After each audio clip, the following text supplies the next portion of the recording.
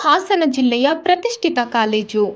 ಜಿಲ್ಲೆ ಮಾತ್ರವಲ್ಲದೆ ರಾಜ್ಯದ ಅನೇಕ ಜಿಲ್ಲೆಗಳಿಂದ ಸಾವಿರಾರು ವಿದ್ಯಾರ್ಥಿಗಳು ಇಲ್ಲಿ ವ್ಯಾಸಂಗ ಮಾಡ್ತಿದ್ದಾರೆ. ನಿನ್ನೆ ಕಾಲೇಜಿನಲ್ಲಿ ಪ್ರತಿನಿಧಿ ಎಲೆಕ್ಷನ್ ನಡೆದು ಗೆದ್ದವರು ರಸ್ತೆಯಲ್ಲಿ ಮೆರವಣಿಗೆ ಮಾಡಿಕೊಂಡು ಅದ್ಧೂರಿ ಸಂಭ್ರಮಾಚರಣೆಗೆ ಮುಂದಾಗಿದ್ದಾರೆ. ಈ ವೇಳೆ ಗೆದ್ದವರು ಹಾಗೂ ಸೋತವರ ನಡುವೆ ಗಲಾಟೆಯಾಗಿದೆ. ಮಾತಿಗೆ ಮಾತು ಬೆಳೆದು ನಡು ರಸ್ತೆಯಲ್ಲಿ ಬಡಿದಾಡಿಕೊಂಡಿದ್ದಾರೆ.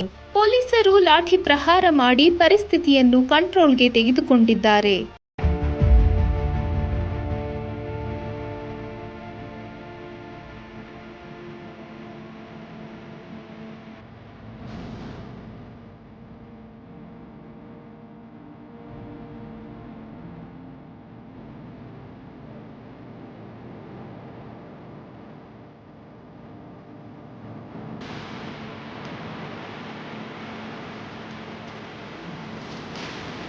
ಹಾಸನ ನಗರದ ಪ್ರತಿಷ್ಠಿತ ಮಲೆನಾಡು ತಾಂತ್ರಿಕ ಮಹಾವಿದ್ಯಾಲಯದಲ್ಲಿ ನಿನ್ನೆ ಇಂತಹದೊಂದು ಘಟನೆ ನಡೆದಿದೆ. ಮೆಕ್ಯಾನಿಕಲ್ ವಿಭಾಗದ ಪ್ರತಿನಿಧಿ ಆಯ್ಕೆಗಾಗಿ ಚುನಾವಣೆ ನಡೆದು ನಿನ್ನೆ ಫಲಿತಾಂಶ ಬಂದಿದೆ.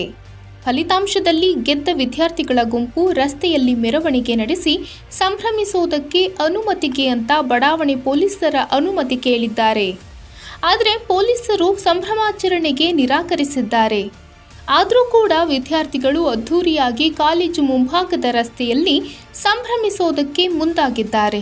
ಆಗ ಸೋತ ವಿದ್ಯಾರ್ಥಿಗಳ ಗುಂಪು ಕೂಡ ಅದೇ ಜಾಗಕ್ಕೆ ಬಂದಿದ್ದಾರೆ. ಆಗ ಎರಡು ಗುಂಪುಗಳ ನಡುವೆ ಗಲಾಟೆ ಆಗಿದೆ.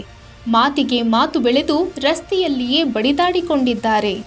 ಈ ಬಗ್ಗೆ ಪ್ರತಿಕ್ರಿಯೆ ನೀಡಿದ ಹಾಸನ ಎಸ್ಪಿ ಹರಿರಾಮ್ ಶಂಕರ್, ಸಾರ್ವಜನಿಕ ಪ್ರದೇಶದಲ್ಲಿ ನ್ಯೂಸೆನ್ಸ್ ಕ್ರಿಯೇಟ್ ಮಾಡಿರೋದ್ರ ಹಿನ್ನೆಲೆಯಲ್ಲಿ ಎರಡೂ ಗುಂಪುಗಳ ಮೇಲೆ ಕೇಸ್ ಮಾಡ್ತೇವೆ. ಕಾಲೇಜು ಆಡಳಿತ ಮಂಡಳಿ ಹಾಗೂ ಪ್ರಾಂಶುಪಾಲರೊಂದಿಗೆ ಸಮನ್ವಯ ನಡೆಸಿ ಈ ರೀತಿಯ ಘಟನೆಗಳು ಮರುಕಳಿಸದಂತೆ ಕ್ರಮ ಕೈಗೊಳ್ಳಲಾಗುವುದು ಎಂದರು. 20/12/2022 ಸಂಜೆ 4ರಿಂದ 5 ಗಂಟೆ ಟೈಮಲ್ಲಿ ನಮ್ಮ ಹಾಸನ ಎಕ್ಸ್ಟೆನ್ಷನ್ ಲಿಮಿಟ್ ಇರುವಂತಹ ಮಲೆನಾಡು ಇಂಜಿನಿಯರಿಂಗ್ ಕಾಲೇಜಲ್ಲಿ ಒಂದು ಸ್ಟೂಡೆಂಟ್ ಬಾಡಿ ಎಲೆಕ್ಷನ್ ಆಗ್ತದೆ. ಅಲ್ಲಿ ಪ್ರೆಸಿಡೆಂಟ್ ಆ ಥರ ಬೇರೆ ಬೇರೆ ಹುದ್ದೆಗಳಿಗೋಸ್ಕರ ಎಲೆಕ್ಷನ್ ಆಗ್ತದೆ. ಎಲೆಕ್ಷನ್ ಆದಮೇಲೆ ಈ ಯಾರು ಒಂದು ಪಾರ್ಟಿ ಗೆದ್ದಿದ್ದಾರೆ, ಇನ್ನೊಂದು ಪಾರ್ಟಿ ಸೋತಿದ್ದಾರೆ. ಸೊ ಅದರೊಳಗಡೆ ಸೆಲೆಬ್ರೇಷನ್ಸ್ಗೋಸ್ಕರ ಕ್ಯಾಂಪಸ್ ಒಳಗಡೆ ಡ್ರಮ್ಸ್ ಬಾರಿಸ್ತೀವಿ, ಬೈಕ್ ರ್ಯಾಲಿ ಮಾಡ್ತೀವಿ, ಒಂಥರ ವಿಕ್ಟ್ರಿ ಲ್ಯಾಬ್ ಥರ ವಿಕ್ಟ್ರಿ ಸೆಲೆಬ್ರೇಷನ್ ಮಾಡ್ತೀವಿ ಅಂತ ಹೇಳಿದಾಗ ಅಲ್ಲಿ ಕಾಲೇಜ್ ಪ್ರಿನ್ಸಿಪಲ್ ಕಾಲೇಜ್ ಒಳಗಡೆ ಇವೆಲ್ಲ ಆಕ್ಟಿವಿಟೀಸ್ ಪರ್ಮಿಟೆಡ್ ಅಲ್ಲ ಅಂತ ಹೇಳಿ ಅವರಿಗೆ ಹೊರಗೆ ಕಳಿಸ್ತಾರೆ.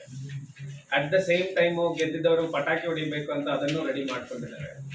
ಸೊ ಇದು ಕಾಲೇಜಿಂದ ಹೊರಗೆ ಕಳಿಸಿದಾಗ ಬಿಟ್ವೀನ್ ಒಂದು 4ರಿಂದ 5 ಗಂಟೆ ಟೈಮಿಗೆ ಗೆದ್ದವರು ಮತ್ತು ಸೋತವರು ಮತ್ತು ಪಟಾಕಿ ಹೊಡಿಲಿಕ್ಕೆ ಬಂದಿದ್ದವರು ಮತ್ತು ಬೈಕ್ ರ್ಯಾಲಿ ಮಾಡ್ಲಿಕ್ಕೆ ಬಂದಿದ್ದವರು ಕ್ಯಾಂಪಸ್ ಒಳಗಡೆ ಇವರೆಲ್ಲರೂ ಮೇನ್ ರೋಡಿಗೆ ಬಂದುಬಿಟ್ಟಿದ್ದಾರೆ. ಅದರ ಮಧ್ಯದಲ್ಲಿ ಗೆದ್ದದು ಮತ್ತು ಸೋತ ಗ್ರೂಪ್ಸ್ ಇವರ ಮಧ್ಯದಲ್ಲಿ ಒಂದಷ್ಟು ವಾಗ್ವಾದ ಆಗಿದೆ, ಒಂದಷ್ಟು ಫಿಸಿಕಲ್ ಅಸಾಲ್ಟ್ ಸಹ ಆಗಿದೆ ಅಂತ ನಾವು ಅದರದ್ದು ವಿಡಿಯೋಸ್ ನೋಡಿದ್ದೀವಿ. ಅದೇ ರೀತಿಯಲ್ಲಿ ಸಾಮಾಜಿಕ ಜಾಲತಾಣಗಳಲ್ಲೂ ಇದನ್ನು ತುಂಬ ವೈರಲ್ ಆಗಿದೆ ಈ ವಿಡಿಯೋ. ಈ ಕಾಲೇಜು ಹುಡುಗರು ಹೊಡೆದಾಟ ಮಾಡುವಂಥದ್ದು ಇದು ನಮ್ಮ ಗಮನಕ್ಕೆ ಬಂದಿದೆ. ಆ್ಯಕ್ಚುಲಿ ಇದು ಬಂದಾಗಲೇ ನಮಗೆ 112 ಕಾಲ್ ಬಂದಿದೆ. 112ನವರು ಹೋಗಿ ಅಟೆಂಡ್ ಮಾಡಿದ್ದಾರೆ, ಡಿಸ್ಪರ್ಸ್ ಮಾಡಿದ್ದಾರೆ. ಒಂದು ಅರ್ಧ ಗಂಟೆ ಟೈಮು ಸ್ವಲ್ಪ ಅಲ್ಲಿ ಒಂದು ಸ್ವಲ್ಪ ಗೊಂದಲದ ವಾತಾವರಣ ಅಂತ ಹೇಳ್ಬೋದು. ಅದೇ ರೀತಿಯಲ್ಲಿ ಸ್ವಲ್ಪ ಟ್ರಾಫಿಕ್ ಬ್ಲಾಕ್ ಸಹ ಆಗಿದೆ.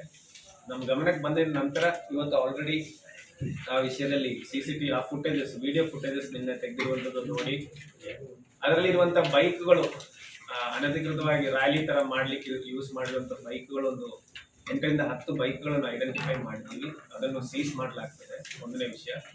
ಎರಡನೇ ವಿಷಯ, ನಮ್ಮ ಪೊಲೀಸ್ ಸಿಬ್ಬಂದಿಗಳು ಮುಂದೆನೇ ಈ ವಾಗ್ವಾದ ಮತ್ತು ಗಲಾಟೆ ಆಗಿರುವಂಥದ್ದು. ಇದರಲ್ಲಿ ಗಲಾಟೆ ಆಗಿದ ನಂತರ ಏನು ರಿಪೋರ್ಟ್ ಆಗಿ ನಮ್ಮದು ಸ್ಟೇಷನ್ ಹೌಸ್ ಡೈರಿಯಲ್ಲೆಲ್ಲ ಎಂಟ್ರಿ ಮಾಡಿದ್ವಿ. ಅದರ ಬೇಸಿಸ್ ಮೇಲೆ ಎರಡು ಗುಂಪು ಮೇಲೆ ಒಂದು FRA ಕೇಸ್ ಬುಕ್ ಮಾಡ್ತಾ ಇದ್ದೀವಿ. FRA ಕೇಸ್ ಬುಕ್ ಮಾಡಿ ಮತ್ತೆ ತನಿಖೆ ಮುಂದುವರಿಯಲಾಗ್ತದೆ. ಇನ್ ದ ಮೀನ್ ವೈಲ್ ನಮ್ಮ DYSP ಹಾಸನ ಆಲ್ರೆಡಿ ಇವತ್ತು ಕಾಲೇಜ್ ಪ್ರಿನ್ಸಿಪಲ್ ಹತ್ರ ಭೇಟಿಯಾಗಲಿಕ್ಕೆ, ಕಾಲೇಜ್ ಆಡಳಿತವ್ರ ಜೊತೆ ಭೇಟಿಯಾಗಲಿಕ್ಕೆ ಹೋಗಿದ್ದಾರೆ. ಒಂದಷ್ಟು ಶಾಶ್ವತವಾಗಿರುವಂಥ ಸೊಲ್ಯೂಷನ್ಸ್ ಇದಕ್ಕೆ ಕೊಡಲಿಕ್ಕೆ ಮುಂದೆ ಹೋಗಿದ್ದಾರೆ. ಸೊ ಈ ಥರ ಘಟನೆಗಳಿಗೆ ಮುಂದೆ ರಿಪೀಟ್ ಆಗದೆ ಎನ್ಶೋರ್ ಮಾಡಲಿಕ್ಕೆ ಕಾಲೇಜ್ ಅಡ್ಮಿನಿಸ್ಟ್ರೇಷನ್ ಕಡೆಯಿಂದ ಏನೇನು ಮಾಡಬೇಕು ಆ ಥರ ಇನ್ಸ್ಟ್ರಕ್ಷನ್ಸ್ ನಾವು ಕೊಡ್ತಾ ಇದ್ದೀವಿ. ಮತ್ತು ನಿನ್ನೆ ನ್ಯೂಸೆನ್ಸ್ ಮಾಡಿದವರು ಯಾರಿದ್ದಾರೆ ಅವರನ್ನು ಐಡೆಂಟಿಫೈ ಮಾಡಿ ನಾವು ತನಿಖೆಗೆ ಮುಂದುವರಿಸ್ತೀವಿ. ಡೈರೆಕ್ಟ್ಲಿ ಗೇಟಿಂದ ಹೊರಗೆ ಬಂದಿದ್ದಾರೆ. ಪೊಲೀಸ್ ಕಡೆಯಿಂದ ಯಾವುದೇ ರೀತಿಯಲ್ಲಿ ಇರುವಂಥ ಪರ್ಮಿಷನ್ ತಗೊಂಡು ಇಲ್ಲ, ಸದ್ಯಕ್ಕೆ ಯಾರು ಕಂಪ್ಲೇಂಟ್ ಕೊಡ್ತಿಲ್ಲ. ಆಕ್ಚುಲಿ ಕಾಲೇಜ್ ಲೆವೆಲಲ್ಲೇ ಅವರು 2 ಗುಂಪುಗಳು ಮಾತಾಡ್ಕೊಂಡು ಇನ್ನು ಮುಂದೆ ಈ ತರ ಆಗಲ್ಲ ಅಂತ ರೀತಿಯಲ್ಲಿ ಕಾಂಪ್ರಮೈಸ್ ಮಾಡೋಣ ಅಂತ ಲೆಕ್ಕದಲ್ಲಿದ್ದಾರೆ. ಬಟ್ ಪಬ್ಲಿಕ್ ನ್ಯೂಸೆನ್ಸ್ ಆಗಿರೋದು ಹೌದು, ಎಲ್ಲ ವಿಡಿಯೋ ಫುಟೇಜ್ ಬಂದಿರೋದು ಹೌದು. ಹಾಗಾಗಿ ಪೊಲೀಸರು ನಮ್ಮ ಕಡೆಯಿಂದನೇ ಸುಮೋಟೋ ಆಕ್ಷನ್ ಇನಿಷಿಯೇಟ್ ಮಾಡ್ತಾರೆ. ಇದರಲ್ಲಿ ಯೂಶಲಿ ಎಲೆಕ್ಷನ್ಸ್ ನಡೀತಾ ಇರುವಾಗ ಈ ತರ ಘಟನೆಗಳು ಒಮ್ಮೊಮ್ಮೆ ಆಗ್ತಾ ಇರ್ತದೆ. ಆದ್ರೆ ಯೂಶಲಿ ಈ ತರ ಘಟನೆಗಳು ಆಗುವಾಗ ಪೊಲೀಸ್ ಪ್ರೊಟೆಕ್ಷನ್ ಕೇಳ್ಕೊಂಡು ಮಾಡಬೇಕಾಗುತ್ತೆ ಕಾಲೇಜ್ ಅಧಿಕಾರಿಗಳು. ಅದು ಪೇಮೆಂಟ್ ಬೇಸಿಸ್ ಮೇಲೆ ನಾವು ಪೊಲೀಸ್ ಅಧಿಕಾರಿಗಳಿಗೆ ಈ ತರ ಖಾಸಗಿ ಕಾರ್ಯಕ್ರಮಗಳು ಕೊಡ್ತೀವಿ in case there is a law and order issue. But ಆ ರೀತಿಯಲ್ಲಿ ಅವರು ಪೇಮೆಂಟ್ ಬೇಸಿಸ್ ಮೇಲೆ ತಗೊಳಕ್ಕೆ ಅವರು ರೆಡಿ ಇರಲಿಲ್ಲ. ಅದರಿಂದ ಈ ತರ ಘಟನೆಗಳಾಗಿರುವಂಥದ್ದು. ಇದು ಇನ್ನೊಂದು ಮುಂದೆ ಎಲ್ಲ ಕಾಲೇಜುಗಳಿಗೂ ಒಂದು ಮೆಸೇಜು ಆಗ್ತದೆ. ಈ ತರ ಕಾರ್ಯಕ್ರಮಗಳು, ಈ ತರ ಸಮಸ್ಯೆಗಳಾಗ್ಲಿಕ್ಕೆ ಸಾಧನೆ ಇದ್ರೆ ಪೊಲೀಸ್ ಇಲಾಖೆಗೆ ರಿಕ್ವೆಸ್ಟ್ ಕೊಟ್ಟು ಪೇಮೆಂಟ್ ಬೇಸಿಸ್ ಮೇಲೆ ಪೊಲೀಸ್ ಸಿಬ್ಬಂದಿಗಳನ್ನು ಅಲ್ಲಿ ನೇಮಕ ಮಾಡಬೇಕಾಗ್ತದೆ. ಈ ತರ ಘಟನೆಗಳು ಮುಂದೆ ಆಗದೆ ಎನ್ಶೋರ್ ಮಾಡಿ. 1 ಗಂಟೆಗೂ ಹೆಚ್ಚು ಹೊತ್ತು ಟ್ರಾಫಿಕ್ ಜಾಮ್ ಮಾಡಿಕೊಂಡಿದ್ದಾರೆ. ಒಬ್ಬನಿಗೆ ಸಾಕಷ್ಟು ಮಂದಿ ಸೇರಿಕೊಂಡು ಹಲ್ಲೆ ಮಾಡಿರೋ ವಿಡಿಯೋ ವೈರಲ್ ಆಗಿದೆ. ಸಾರ್ವಜನಿಕರು ಕೂಡ ಘಟನೆಯ ಬಗ್ಗೆ ಸ್ಥಳದಲ್ಲಿಯೇ ಆಕ್ರೋಶ ವ್ಯಕ್ತಪಡಿಸಿದ್ದಾರೆ. ಒಬ್ಬ ಹುಡುಗನನ್ನು 150ಕ್ಕೂ ಹೆಚ್ಚು ಮಂದಿ ಸೇರ್ಕೊಂಡು ಹಲ್ಲೆ ಮಾಡಿದ್ದಾರೆ ಅಂತ ಮಹಿಳೆಯೊಬ್ಬರು ಆಕ್ರೋಶ ಹೊರಹಾಕಿದ್ದಾರೆ.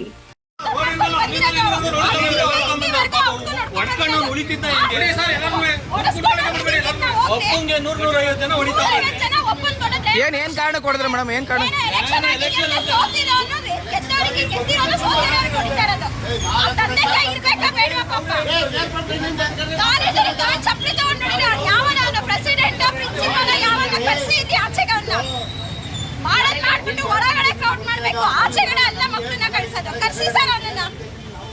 ಇನ್ನು ಈ ಬಗ್ಗೆ ಪ್ರತಿಕ್ರಿಯೆ ನೀಡಿರೋ ಕಾಲೇಜು ಪ್ರಾಂಶುಪಾಲರು, ಕಾಲೇಜಿನಲ್ಲಿ ಪ್ರತಿ ವರ್ಷವೂ ವಿಭಾಗದ ಪ್ರತಿನಿಧಿಯ ಆಯ್ಕೆ ನಡೆಯುತ್ತದೆ. ಈ ಸಂಬಂಧ ನಿನ್ನೆ ಮೆಕ್ಯಾನಿಕಲ್ ವಿಭಾಗದಲ್ಲಿ ಎಲೆಕ್ಷನ್ ಇತ್ತು. ನಾಮಿನೇಷನ್ ಫೈಲ್ ಮಾಡಿದಾಗಲೇ ಅವರಿಂದ ಪ್ರಮಾಣ ಪತ್ರವನ್ನು ತೆಗೆದುಕೊಂಡು ಎಲೆಕ್ಷನ್ ಆಗುವ ವೇಳೆ ಹಾಗೂ ಮುಗಿದ ಬಳಿಕ ಯಾವುದೇ ಸಮಸ್ಯೆ ಮಾಡುವುದಿಲ್ಲವೆಂದು ಬರೆಸಿಕೊಳ್ಳಲಾಗಿತ್ತು. ನಿನ್ನೆ ಎಲೆಕ್ಷನ್ ಪ್ರಕ್ರಿಯೆ ಎಲ್ಲ ಮುಗಿದ ಬಳಿಕ ಪೊಲೀಸರ ಅನುಮತಿ ಪಡೆಯದೆ ಸೆಲೆಬ್ರೇಷನ್ ಮಾಡೋದಕ್ಕೆ ಮುಂದಾಗಿದ್ದಾರೆ. ಆಗ ವಿದ್ಯಾರ್ಥಿಗಳ ನಡುವೆ ವಾಗ್ವಾದ ನಡೆದು ಕೈ ಮಿಲಾಯಿಸಿದ್ದಾರೆ. ಇದು ಕಾಲೇಜು ರೆಪ್ಯುಟೇಷನ್ಗೂ ಕೂಡ ಧಕ್ಕೆಯಾಗಿದೆ. ಪೋಷಕರನ್ನ ಕರೆಸಿ ಮಾತನಾಡುತ್ತೇವೆ. ಪೊಲೀಸ್ ಇಲಾಖೆ ಕೂಡ ಈ ಬಗ್ಗೆ ಕ್ರಮ ಕೈಗೊಳ್ಳಲಿದ್ದಾರೆ ಎಂದಿದ್ದಾರೆ.